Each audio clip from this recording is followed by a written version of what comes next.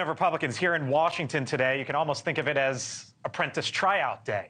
Two of those Donald Trump is potentially considering as a possible running mate rallied the conservative faithful at the annual Conservative Political Action Conference, otherwise known as CPAC.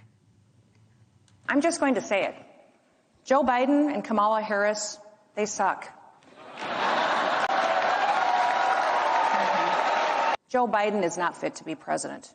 And Kamala is no backup plan. You have the corrupt Joe Biden crime family lining their pockets from illegal influence peddling schemes. The Biden crime family.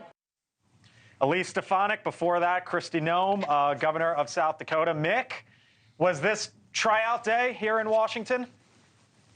Sure, and you're going to see it again and again between now and the convention. I think both of these ladies are on my short list, along with Ben Carson and Tim Scott, as we've talked about. There's a reason they are there. There's a reason they're trying to look like they are vice presidential. I think they're both going to be very capable and both going to be considered very seriously for the job. But again, I don't think you're going to see Donald Trump do anything soon on this because he loves the attention as to when he's going to make a decision and who he's going to make the decision about. It's apprentice vice presidential version.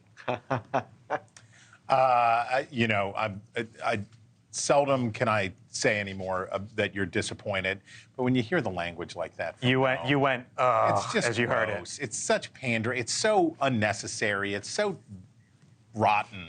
And unfortunately, what Mick is 100% right, which is that it will be a race to the bottom for a lot of these folks. But my money is on Senator Katie Boyd Britt from Alabama to be Trump's running mate. That's I think that's I think it would be the right choice for Trump because he's going to need to suck up to some of the mainstream Republican community, and she's managed to straddle both worlds, and she's not as relentlessly ambitious as the two women you just saw. You even had Mick Here's the one take on that, though. Yeah, the only thing on that is he doesn't really know her. You're right. It checks a lot of boxes. I hadn't thought about her, Chris. But he doesn't know her. And I think he's a little bit concerned about picking somebody that he's not that close to. He doesn't want to get down.